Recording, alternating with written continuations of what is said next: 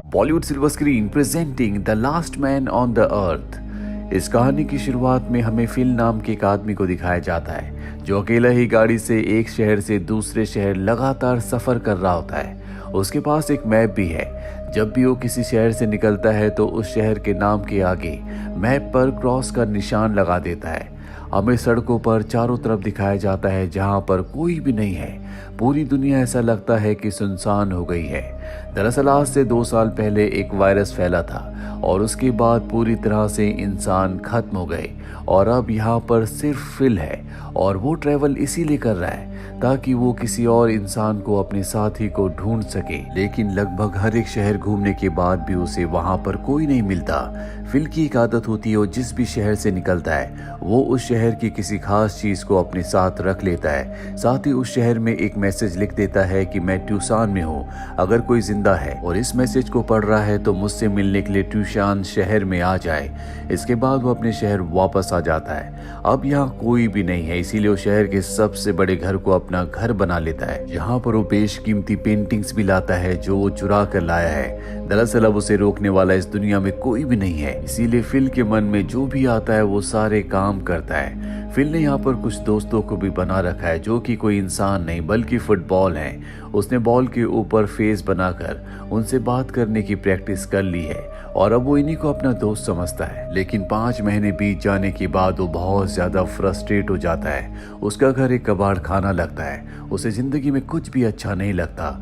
इसीलिए वो तय करता है कि वो अपनी गाड़ी को एक बड़ी चट्टान से टकरा देगा और जब वो ऐसा करने जा रहा होता है तभी उसे धुआं दिखता है और वो समझ जाता है कि अगर वहां पर धुआं है तो कोई ना कोई इंसान वहां पर होगा। दरअसल वो किसी लड़के को नहीं बल्कि किसी लड़की को ढूंढ रहा है ताकि उसकी सारी जरूरतें पूरी हो सके। और अब वो उस धुएं वाली जगह पहुंच जाता है जहां वो देखता है कि किसी लड़की के कपड़े सूख रहे हैं, जो देखकर वो इतना खुश हो जाता है कि बेहोश हो जाता है। और तभी उसे दिखता है कि उसके सामने एक बहुत सुंदर लड़की है जिसे देखते ही वो मंत्र मुग्ध हो जाता है। पर जब उसे होश आता है तो देखता है कि उसके सामने कोई बहुत सुंदर जवान लड़की नहीं बल्कि एक लेडी होती है जो उम्र में उससे बड़ी है। ये देखकर वो डिसअपॉइंट होता है। वो लेडी बताती है कि मैंने तुम्हारा मैसेज कई शहरों में देखा था, इसीलिए मैं ट्यूशान तुमसे मिलने के लिए आई हूँ। और अब फिल उसे अपने घर ले जाता है जहाँ पहुंचकर वो देखती है कि उसने अपने घर को कबाड़ खाना बना रखा है। साथ ही यहाँ पर बहुत सारी पेंटिंग्स है जो इलीगली वो यहाँ पर ले आया है, जो देखकर उस लेडी को जिसका नाम कैरल है बिल्कुल भी अच्छा नहीं लगता। वो फिल से कहती है कि तुम्हें ऐसा नहीं करना चाहिए। फिल कहता है कि इस दुनिया में हमारे अलावा कोई भी नहीं, हम जो चाहे वो कर सकते हैं। और अब वो लेडी वापस चली जाती है। पर जब फिल अगली सुबह उठता है तो देखता है कि कैरल उसके घर की सफाई कर रही है और इस बात पर इन दोनों के बीच आर्ग्यूमेंट होना शुरू हो जाते हैं। दरअसल ये दोनों हमेशा आपस में अब लड़ना झगड़ना शुरू कर देते हैं क्योंकि इन दोनों के विचार नहीं बनते। फिल अपने बॉल दोस्त के पास जाता है और कैरल की शिकायत करता है कि वो हमेशा रोका टोकी करती है, मुझे वो बिल्कुल पसंद नहीं है। और फिल की परेशानियां तब बढ़ना शुरू हो जाती है जब कैरल उसी के पास वाले घर में रहने के लिए अपना सामान लेकर इस जगह आ जाती है। हालांकि फिल उसे ऐसा करने से मना करता है पर वो उसकी बात नहीं मानती। और अब कैरल जो कि बहुत ही अच्छे से रहती है, वो अपने घर के पास गार्डन में जहाँ पहले से टमाटर लगे होते हैं वहां पर गार्डनिंग करना चाहती है। वो फिल के पास जाती है और कहती है कि मुझे पानी चाहिए, लेकिन फिल उसकी मदद करने से साफ साफ मना कर देता है। इसके बाद वो उसके सामने एक बहुत ही फ्रेश टमाटर खाती है जो देखकर फिल को गुस्सा आता है। रात को वो उसके गार्डन में जाकर उसके सारे टमाटर खा लेता है। अगली सुबह कैरल उसके पास आती है और कहती है कि तुमने मेरे टमाटर खाए। फिल साफ साफ मना कर देता है जबकि उसके पूरे कपड़ों पर उसके फेस पर टमाटर लगे होते हैं। कैरल जब वहां से जाने लगती है तो फिल देखता है कि वो लंगड़ा कर चल रही है।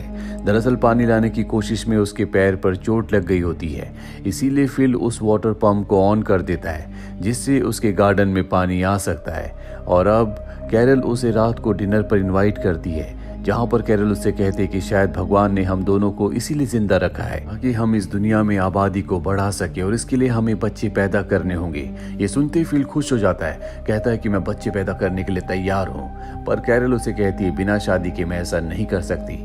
और अब फिल उससे शादी करने के लिए मान जाता है। ये चर्च में जाकर एक रिकॉर्डेड टेप से, जिसमें मंत्रों का उच्चारण होता है, शादी कर लेते हैं। और फिल से यहाँ पर एक गलती हो जाती है, वो कैरल के लिए रिंग नहीं लाता, इसीलिए कैरल नाराज होकर वहां से चली जाती है। फिल उसे मनाने के लिए जब उसके घर जाता है तो वो देखता है कि कैरल ने बहुत शानदार तैयारी कर रखी है और ये देखकर उसे दुख होता है। उसे अपनी गलती का एहसास होता है। वो कैरल से दिल से माफी मांगता है और उसे एक ज्वेलरी शॉप में ले जाकर बहुत सारी उसकी पसंद की रिंग्स पहना देता है और इस तरह से इन दोनों की शादी हो जाती है। और शादी के बाद फिल को दिखाया जाता है कि वो खुश नहीं है। दरअसल उसने बहुत ही सुंदर पत्नी का सपना देखा था जो उससे भी यंग हो, लेकिन उसके हाथ कुछ और ही लगा और अब ये दोनों के दोनों शहर घूम रहे होते हैं। तभी इनकी गाड़ी एक दूसरी गाड़ी से टकराती है और इसमें फिल और कैरल को चोट नहीं लगती। फिल अपनी गाड़ी से उतरकर दूसरी गाड़ी की तरफ भागता है और तभी उस गाड़ी से एक बहुत ही सुंदर जवान लड़की बाहर निकलती है जिसे फिल देखता ही रह जाता है। इस लड़की का नाम मेलिसा है। अब फिल और कैरल की गाड़ी खराब हो चुकी है, इसीलिए मेलिसा इन्हें लिफ्ट देती है। गाड़ी में फिल मेलिसा को देखता ही रहता है क्योंकि उसने जिस तरह की लड़की का सपना देखा था वो कैरल नहीं बल्कि मेलिसा है। कैरल मेलिसा को फिल की और अपनी शादी के बारे में बता देती है, जो बात बिल्कुल भी फिल को अच्छी नहीं लगती। और अब मेलिसा इन्हें घर पर छोड़ने के बाद तय करती है कि वो इन्हीं के पड़ोस में रहेगी, जिससे फिल को बहुत खुशी होती है। बार बार उससे बात करने की, उसे अपनी बातों से इम्प्रेस करने की कोशिश करता है, पर कैरल ऐसा नहीं होने देती। हर बार वो वहां पर आ जाती है। फिल अपनी शेव भी कर देता है जो उसने पिछले कई महीनों से नहीं की, लेकिन फिल का ये लुक ना तो उसकी पत्नी को यानी कि कैरल को और ना ही मेलिसा को पसंद आता है। लेकिन फिल हार नहीं मानता। वो अपनी उस दाढ़ी को, जिसे उसने कई महीनों से नहीं काटा, मेलिसा के लिए उस दाढ़ी का बलिदान देकर क्लीन शेव होकर मेलिसा और कैरल के सामने आता है। पर इन दोनों को उसका लुक अच्छा नहीं लगता। पर फिल हार मारने वाला नहीं है, वो मेलिसा को पटाना चाहता है। इसीलिए वो जब अंदर आती है तो जानबूझकर पहले से एक्सरसाइज करना शुरू कर देता है ताकि वो मेलिसा को इम्प्रेस कर सके। और शायद मेलिसा को इस बात से कोई फर्क नहीं पड़ता। वो बाहर खड़ी गाड़ी के बारे में पूछती है जो फिल उसके लिए लाया होता है और तभी वहां दूसरी तरफ उसकी पत्नी कैरल देख लेती है, जिसके बाद वो मेलिसा को अपने पास बुलाती है और अपनी और फिल की शादी की एल्बम उसे दिखाती है। इस एल्बम में जितनी भी फोटोज होती हैं वो सब की सब खुद कैरल ने ड्रॉ की होती है, जो देखकर मेलिसा को बहुत अच्छा लगता है। दरअसल मेलिसा के हस्बैंड ने उसे चीट किया था, जिसके बाद उसने अपने हस्बैंड को छोड़ दिया था। इसीलिए मेलिसा को चीटर लोग पसंद नहीं है। अब मेलिसा अगले दिन इन दोनों को अपने घर पर डिनर के लिए इनवाइट करने के लिए जाती है, लेकिन फिल पहले से बाहर होता है और वो मेलिसा से कहता है कि मैं रात को जरूर आऊंगा। लेकिन कैरल की तबीयत खराब नहीं है और वो अकेला ही मेलिसा के घर पहुंच जाता है, जहां पर ये दोनों बातें करते हैं। और बातों ही बातों में मेलिसा कह देती है कि अगर तुम सिंगल होते तो शायद हम दोनों रिलेशनशिप में जा सकते थे। ये सुनते फिल के अंदर की दबी हुई इच्छाएं एक बार फिर से जाग जाती है और वो तय करता है कि वो कैरल को डिवोर्स दे देगा। वो कैरल के पास जाता है, पर वो देखता है कि वो अपनी शादी की फोटो के लिए एक बहुत अच्छा फ्रेम बना रही होती है और ये देखकर वो उसे कुछ भी नहीं कह पाता। और फिल हार नहीं मानना चाहता और किसी भी तरह से मेलिसा के साथ एक रात गुजारना चाहता है। इसीलिए वो कैरल से कहता है कि हमें पॉपुलेशन बढ़ानी है। तुम्हें पता है ना कि ईश्वर ने हमें क्यों जिंदा रखा है और इसके लिए मुझे किसी भी कीमत पर मेलिसा के साथ सोना होगा। हालांकि फिल की पत्नी कैरल ऐसा चाहती तो नहीं है, लेकिन वो उसकी बातों में आ जाती है और अब मेलिसा को ये लोग समझाते हैं और फाइनली तय होता है कि दोनों एक साथ रात बिताएंगे। ये वो पल होता है जिसका फिल को बहुत वक्त से इंतजार था। वो इसकी बहुत अच्छी तैयारी करता है और जब ये आउटडोर में बेड की तरफ जा रहे होते हैं तभी एक गाड़ी इनके पास आकर रुकती है, जिसमें से एक मोटा मूंछों वाला आदमी निकलता है जिसका नाम टॉड है। ये देखकर फिल पूरी तरह से हैरान हो जाता है क्योंकि टॉड ने रंग में भंग डाल दिया और अब मेलिसा टॉड से बहुत अच्छे से बात करने लगती है और ये सब के सब एक साथ बैठ जाते हैं। जहां मेलिसा टॉड की बातों में बहुत इंटरेस्ट ले रही होती है और ये बात फिल को बिल्कुल अच्छी नहीं लगती, इसीलिए वो टॉड के मोटापे का मजाक उड़ाता है। टॉड कहता है पहले मैं भी बिल्कुल फिट था, लेकिन मेरे पेरेंट्स की मृत्यु के बाद टेंशन में, स्ट्रेस, डिप्रेशन में मैं ऐसा हो गया।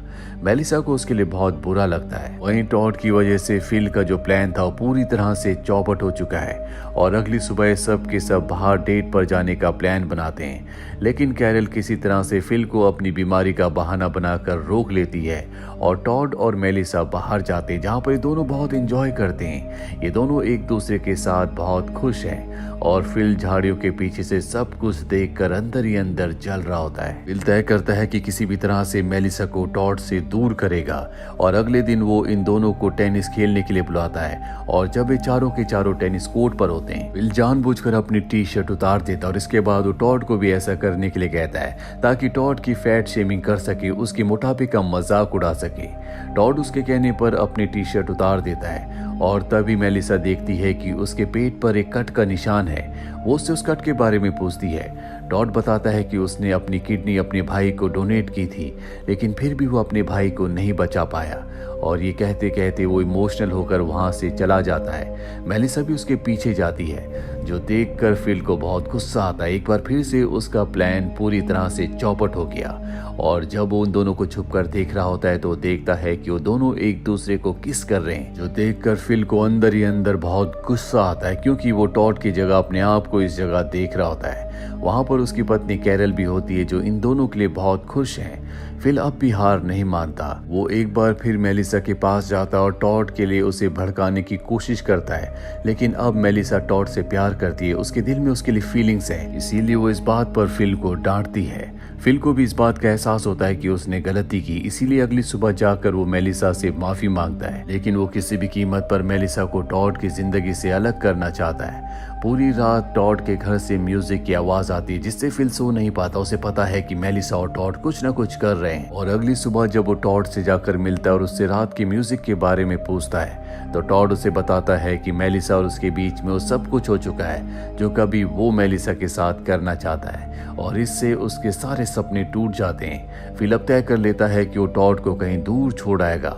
वो उसे किसी बहाने से अपनी गाड़ी में अपने साथ ले जाता है और उस जगह से जहां पर ये रहते हैं बहुत दूर छोड़ देता है। पर जब वो वापस अपने घर की तरफ आ रहा होता है, तभी उसे एहसास होता है कि ये गलत है, टॉड की जान जा सकती है। इसीलिए वापस टॉड के पास आता है और कहता है चलो घर चले।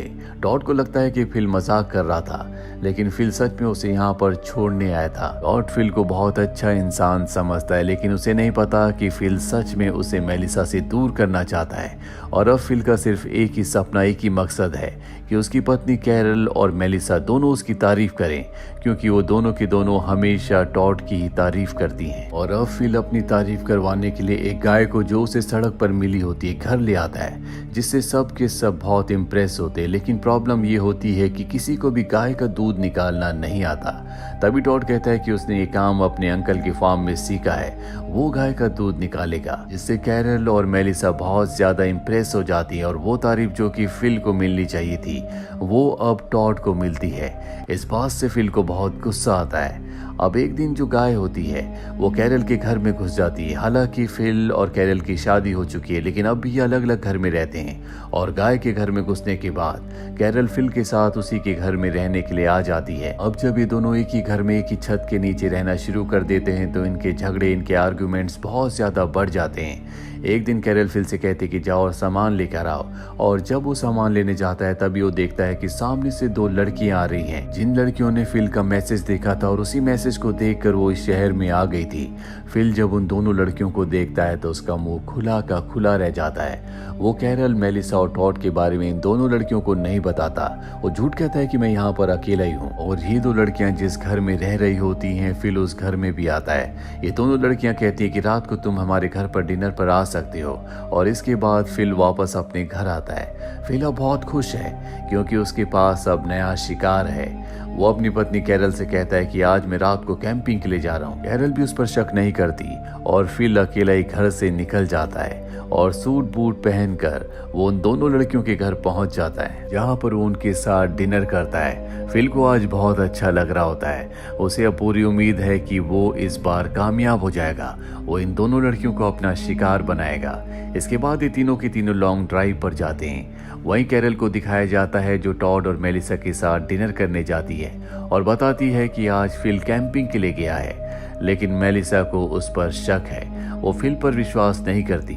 टॉड कहता है कि फिल एक अच्छा इंसान है। आज वो मुझे अपने साथ कहीं दूर ले गया था जहाँ पर वो मुझे छोड़ने वाला था, क्योंकि मैं उसकी नजरों से दूर हो गया था, पर किसी तरह से उसने मुझे ढूंढा और वापस घर ले आया और अब हमें भी उसे सरप्राइज देना चाहिए। और टॉड के कहने पर ये तीनों की तीनों गाड़ी से अब फिल को ढूंढने के लिए निकल पड़ते हैं और तभी इनके सामने गाड़ी आती है जिसे देखकर ये हैरान भी होते हैं और खुश, क्योंकि इन्हें पता है कि इसमें भी कोई इंसान होंगे। जिसके बाद उस गाड़ी से वही दोनों लड़कियां बाहर निकलती हैं और उन्हें देखकर ये तीनों की तीनों बहुत खुश हो जाते हैं। लेकिन फिल अपने आप को गाड़ी की सीट के पीछे छुपा रहा होता है। ये दोनों लड़कियां कैरल, मेलिसा और टॉड से कहती हैं कि हमारे साथ एक और साथी है जो इस दुनिया में पूरी तरह से अकेला है, वो भी शहर में अकेला भटक रहा था, आओ हम तुम्हें उनसे मिलवाते हैं। और इसके बाद जब ये तीनों की तीनों गाड़ी के पास फिल को देखते हैं, जिससे टॉड, मेलिसा और कैरल को बहुत गुस्सा आता है। अब फिल का झूठ पकड़ा गया, इसीलिए पांचों के पांचों फिल को यहीं पर छोड़कर गाड़ियां लेकर निकल जाते हैं। फिल पूरी रात पैदल चलता हुआ किसी तरह से सुबह घर तक पहुंचता है, जहां पर पांचों के पांचों लोग एक दूसरे के साथ बहुत अच्छे से बात कर रहे होते हैं। फिल भी उनसे बात करने की कोशिश करता है, लेकिन फिल से कोई भी बात नहीं करना चाहता और इस बात से फिल फ्रस्ट्रेट हो जाता है और वो सारा सच बता देता है जो भी उसके मन में, उसके दिल में होता है। कैरल को इस बात से बहुत गुस्सा आता है और वो फिल को डिवोर्स दे देती है, जिसके बाद फिल आजाद हो चुका है, यानी कि अब उसके पास कोई भी बंधन नहीं है। अब यहाँ पर फिल के मैसेज को देखकर एक और लड़का आ जाता है जिसका नाम भी फिल होता है, लेकिन उसका पूरा नाम फिल मिलर है, इसीलिए सब उसको मिलर कहकर पुकारते हैं ताकि कोई भी कंफ्यूजन ना हो। मिलर की पर्सनैलिटी बहुत ज्यादा अच्छी होती है, इसीलिए सब के सब उससे इम्प्रेस होते हैं। वो दो नई लड़कियां और साथ ही कैरल ज्यादा से ज्यादा वक्त मिलर के साथ बिताते हैं, जो देखकर फिल को बहुत गुस्सा आता है। लेकिन अब फिल की कोई परवाह नहीं करता, क्योंकि कोई उस पर भरोसा नहीं करता। साथ ही मिलर यहाँ पर जिसकी जो प्रॉब्लम होती है उन सभी प्रॉब्लम्स को सॉल्व कर देता है। वो कैरल के घर के अंदर से गाय को भी भगा देता है, जो अभी तक कोई नहीं कर पाया होता। फिल जानता है कि सब लड़की मिलर से बहुत ज्यादा इम्प्रेस है, इसीलिए तय करता है कि वो उसे अपने घर ले जाएगा, क्योंकि वो नहीं चाहता कि कोई भी लड़की उसके साथ सोए। और वो मिलर को अपने घर ले आता है। घर पहुंचने के बाद जब मिलर अपनी शर्ट उतारता है तो फिल उसकी बॉडी देखते ही रह जाता। उसकी फिजिक बहुत ही अच्छी होती है और यहाँ पर अब फिल भी तय करता है कि वो वर्कआउट करेगा। वो एक्सरसाइज करना शुरू करता है, लेकिन बॉडी बनाना 1-2 दिन का खेल नहीं है। यहाँ पर उन दो नई लड़कियों में से एक लड़की भी आती है जो फिल की बॉडी का मजाक उड़ाती है। वहीं हमें मेलिसा को दिखाया जाता है जो मिलर की कचरा साफ करने में मदद करती है। तो देखने के बाद टॉड को गुस्सा आता है और मेलिसा से उसकी लड़ाई हो जाती है। दरअसल यहाँ पर सब के सब मिलर से, उसकी बॉडी से बहुत ज्यादा इम्प्रेस है, इसीलिए सब उसके लिए गिफ्ट्स लेकर जाते हैं, लेकिन वो सिर्फ कैरल के गिफ्ट को एक्सेप्ट करता है। अब रात को सब के सब बाहर आग जलाकर बैठे होते हैं, जहाँ फिल सबसे कहता है कि मैं सबसे पहले इस जगह पर आया था, मैंने मैसेजेस सबके लिए छोड़े थे, इसीलिए हम यहाँ पर इकट्ठे हुए, इसीलिए इस ग्रुप का लीडर प्रेसिडेंट मैं हूँ। और खुद को प्रेसिडेंट ऐलान करने के बाद वो यहाँ पर मिलर के ऊपर हुक्म चलाने की कोशिश करता है, लेकिन अब यहाँ पर तय किया जाता है कि प्रेसिडेंट के लिए यहाँ पर वोट होंगे और सब के सब वोट जो कि लड़कियों के होते हैं वो मिलर को जाते हैं और इस तरह से मिलर इनके ग्रुप का लीडर प्रेसिडेंट बन जाता है। इसके बाद फिल के अंदर जो मिलर के लिए गुस्सा था वो और भी बढ़ जाता है। एक रात को मिलर के कमरे से उसे कैरल की आवाजें आती हैं और ये आवाजें सुनने के बाद वो हताश होकर बाहर आ जाता है, जहाँ टॉड पहले से बैठा होता है और भी फिल की परेशानी को समझता है, क्योंकि वो भी इस परेशानी से परेशान है, क्योंकि वो जानता है कि मेलिसा मिलर से बहुत ज्यादा इम्प्रेस है और अब ये दोनों तय करते हैं कि ये किसी भी कीमत पर मिलर से छुटकारा पाएंगे। अगली सुबह फिल टॉड को कहता है कि हम मिलर को यहाँ से कहीं बहुत दूर छोड़ आएंगे ताकि वो कभी घर वापस ही ना आ पाए। और उसका ये प्लान सुनने के बाद उसे याद आता है कि एक दिन फिल भी उसे अपने साथ यहाँ से बहुत दूर ले गया था, जहाँ पर उसने उसे छोड़ दिया था। हालांकि बाद में आकर उसने कहा था कि वो मजाक कर रहा है, पर टॉड को अब समझ में आ जाता है कि वो मजाक नहीं था, बल्कि वो टॉड को सच में वहाँ पर छोड़ना चाहता था। इसीलिए टॉड इस जगह से निकल जाता है। फिल जब वापस अपने घर आता है तो मिलर उसे कहता है कि मैं तुम्हारा घर छोड़ रहा हूँ, क्योंकि अब वो कैरल के साथ शिफ्ट हो रहा होता है और ये जानने के बाद फिल अंदर से पूरी तरह से आग बबूला हो जाता है। साथ ही उसे एहसास होता है कि कैरल से उसे प्यार है, क्योंकि कैरल वो लड़की थी जो उसे समझती थी, हर सिचुएशन में उसका साथ देती थी।